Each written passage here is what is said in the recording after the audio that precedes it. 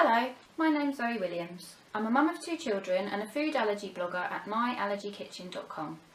I'm also the author of The Busy Parent's Guide to Food Allergies, which is due to be published in the new year. Today I'm going to talk to you about my youngest daughter. She's 4 years old and has multiple food allergies. Here she is. She is a happy, healthy 4-year-old as long as she avoids the foods she's allergic to. At 1 year of age, she had 6 food allergies. Fortunately, now she's outgrown most of these and is only allergic to uncooked dairy products and anything containing soya. My daughter showed signs of allergy from birth, but it took over a year to get all of her allergies formally diagnosed. This was down to a range of factors. Firstly, her allergies seem to be non-IgE mediated, meaning her reactions are delayed and do not appear immediately after eating the food. Her allergies were all to commonly eaten foods, and so she was experiencing symptoms most of the time. This made it difficult to pinpoint exactly what was causing the problem. In addition, we saw a number of medical professionals in the first year of her life who did not recognise the sign of food allergies.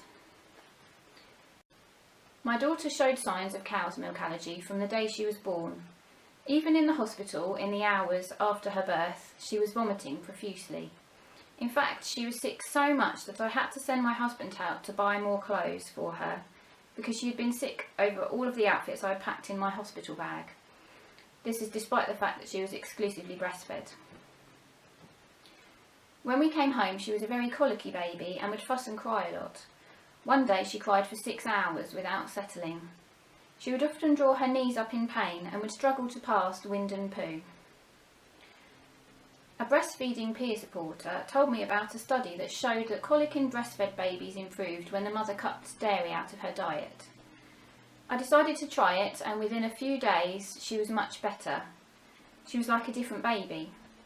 After 2 weeks, I tried to reintroduce dairy just to confirm that that was really what had caused the problem, and all of the symptoms came back along with itchy eczema all over her face.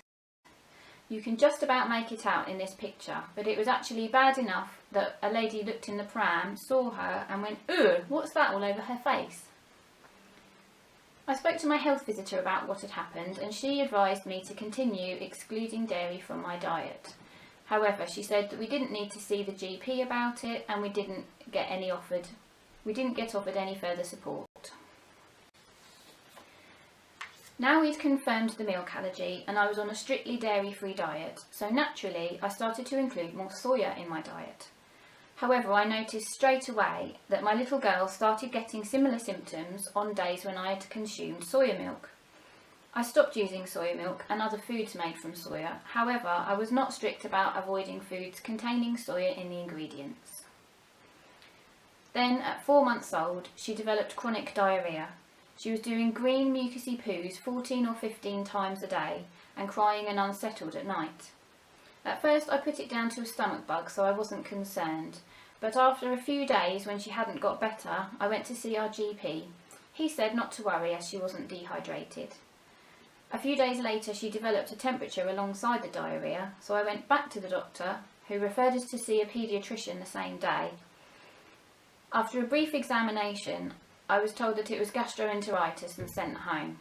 But looking back, I think the temperature was just a coincidence and it wasn't related. 2 weeks after this, she was still having diarrhoea, so I went back to the doctor again.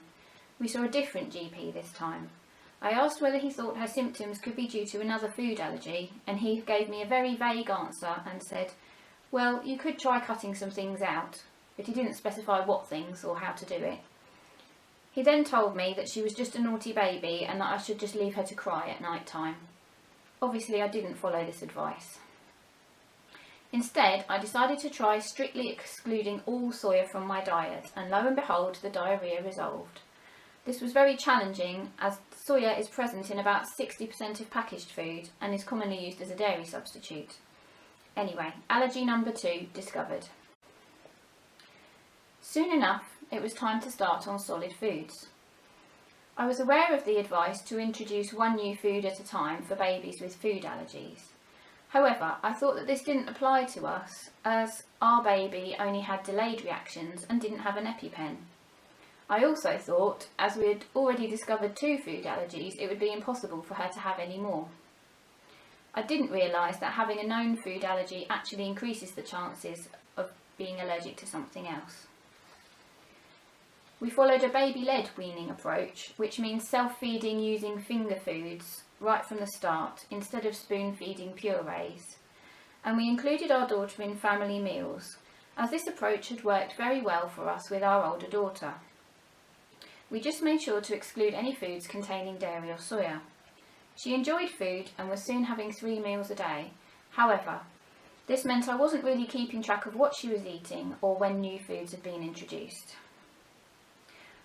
After starting solid foods, our little girl became very unsettled. She had never slept through the night, but my older daughter had been the same, so I hadn't really expected her to. However, this was different. She would wake very frequently at night and be difficult to settle back to sleep. As a 6-month-old baby, she would usually go to bed around 7 o'clock in the evening and get up at 7 o'clock the following morning. On a good night, she would wake up 3 times, breastfeed and go straight back to sleep, and that was fine. On a bad night, she would wake up to 10 times and have one spell of crying for at least 2 or 3 hours, and I would end up pacing up and down with her trying to settle her. There didn't seem to be any particular reason for this. I thought perhaps she was just a bad sleeper, or maybe she was teething or going through a growth spurt, or maybe I was just a bad mum. To be honest, I was so sleep deprived I was just trying to get through the day. Some days I was too tired to drive, and on one occasion I was so tired I started hallucinating. In addition, Ellie would scream in her car seat. I stopped driving anywhere by myself unless it was essential, because I would end up in tears myself. Looking back, I think the position of the baby car seat was squashing her stomach, which was already sore and uncomfortable. As well as struggling to sleep in the night, we also had trouble with naps in the day. If I put her down for a nap, she would wake after only about 10 or 20 minutes, yet still be obviously tired. I started using the sling or the pushchair for naps, as she would sleep for at least an hour and a half that way. When she was awake, she was miserable and grumpy and wanted to be held most of the time. She also developed a few small patches of eczema on her body. It really started to feel like looking after our baby had taken over our lives. She needed more attention when she was asleep than when she was awake. I barely left the house, and when my older daughter was at preschool, I would just go home and sleep while the baby napped. I felt like I was neglecting my older daughter, as I had to put so much of my energy into looking after my baby. We didn't really get to enjoy the time with our baby, as we were constantly exhausted and worried. One weekend, after a particularly bad night, we went to see the out-of-hours doctor. He examined our daughter, shrugged his shoulder and said, "It's a mystery, but she's not in any pain, so don't give her Calpol." After having our concerns dismissed again, I felt there was no point going back to the doctor, so I started to seek advice online. I joined a Facebook group for parents of children with cow's milk allergy. I also spent a lot of time researching gut health, reflux and exclusion diets, but I couldn't really work out what to do for the best. When my daughter was about 11 months old, I did go back to the doctor. It was a different one again, so this is now the 4th GP we had seen. And in desperation I asked for reflux medication. He prescribed baby Gaviscon. This made absolutely no difference. I then started to keep a food and symptoms diary and noticed that the bad nights came after days when we had eaten wheat, oats, eggs or legumes. I returned to the doctor again and he agreed that it was worth trying an exclusion diet. Thankfully, when I excluded all those foods from her diet, the symptoms resolved and she started sleeping well for the first time, although she still didn't sleep through the night. I stopped eating the foods as well, as I was still breastfeeding, although looking back I'm not sure if this was really necessary. It was very difficult to exclude so many common foods, but actually it was better than not sleeping. I tried reintroducing each food one at a time and discovered that all of these foods seemed to cause problems. Finally, the doctor referred us to a paediatrician. When we saw the paediatrician, he diagnosed all of the allergies clinically. She did have blood tests which showed mildly raised IgE antibodies, but all of the individual food tests came back negative. We also went to see a dietitian. It was a huge relief to have a formal diagnosis and to know that my instincts had been right and there really was a problem. Our quality of life improved massively as we all finally started to get some sleep, despite the restrictions on diet and the associated difficulties with eating outside of the home. So the key points I'd like you to think about from my story. Vague symptoms like colic and sleep disturbance deserve investigation, especially if they continue for a long time.